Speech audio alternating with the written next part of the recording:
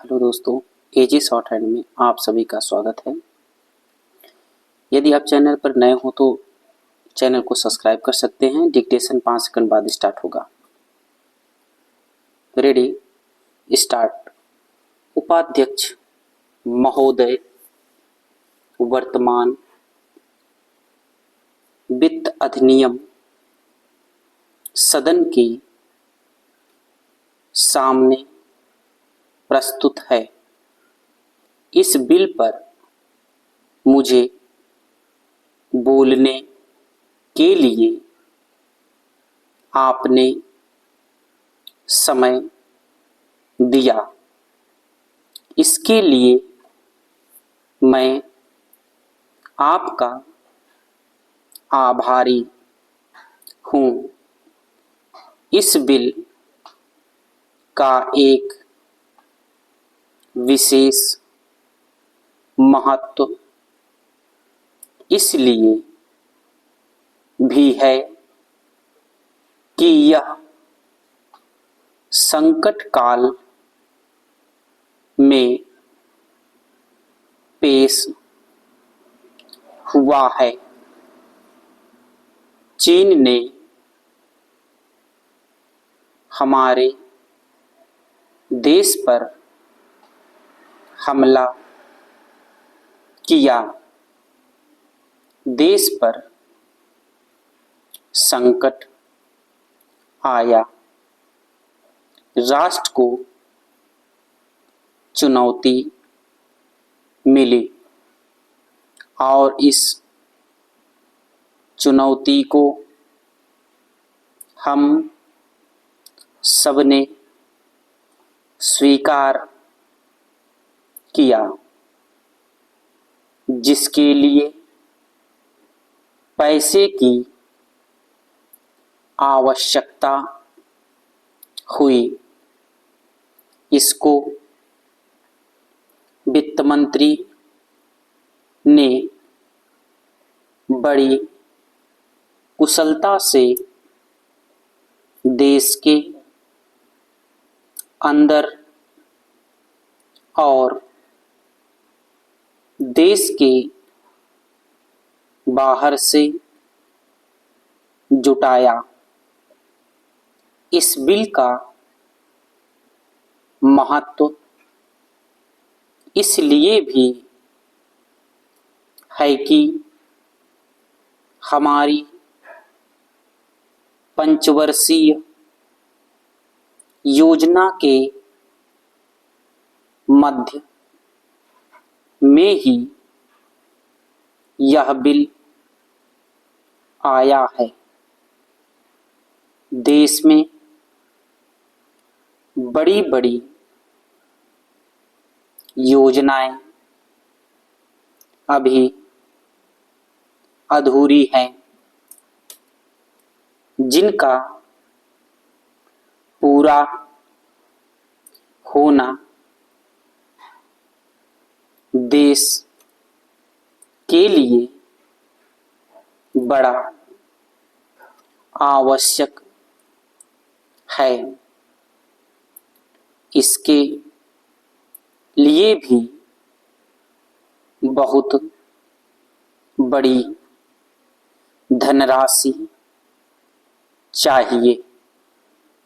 देश पर संकट आया और देश जागा। कोने कोने से लोगों ने पैसा और सोना दिया और अपने लड़के तक फौज में दिए।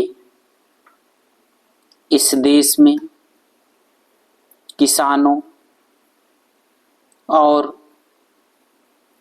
गरीबों का जो वर्ग है, उसने भी दिल खोलकर इसमें सहयोग दिया। उसके बाद जो उन पर अधिक बोझ कर के रूप में पड़ रहा है या अनिवार्य बचत योजना के रूप में पड़ रहा है, उसको भी वे खुशी खुशी सहन करने को तैयार हैं, परंतु वे सरकार से भी कुछ चाहते हैं। वे चाहते हैं कि उनकी जो गाढ़ी कमाई का पैसा है, खून पसीने का जो पैसा है, वह व्यर्थ के कार्यों में ना जाए और उसका सदुपयोग हो। इसके अतिरिक्त उनकी कुछ अपनी दिक्कतें और परेशानियां हैं, जिनकी ओर सरकार का ध्यान चाहिए। इस आपातकाल के समय में तो उनको इन आए दिन की कठिनाइयों से राहत मिलनी चाहिए। ऋण लेने में और अन्य कार्यों में जो अड़चनें पड़ती हैं, वे दूर की जाएं। किसान भारत की रीढ़ है। अगर इनको सुविधाएं दी जाएंगी तो देश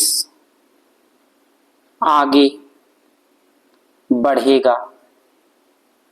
आज जहां देश के साधारण लोगों ने इस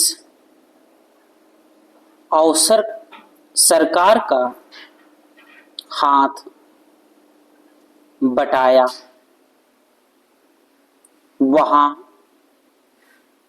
एक वर्ग ने जो भी धनी वर्ग कहलाता है, अपने साधनों के अनुसार सरकार के सुरक्षा कार्यों में सहायता नहीं की।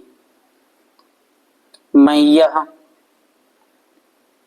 नहीं कहता कि उन्होंने बिल्कुल सहायता नहीं की, लेकिन अपनी स्थिति के अनुसार सहायता नहीं की।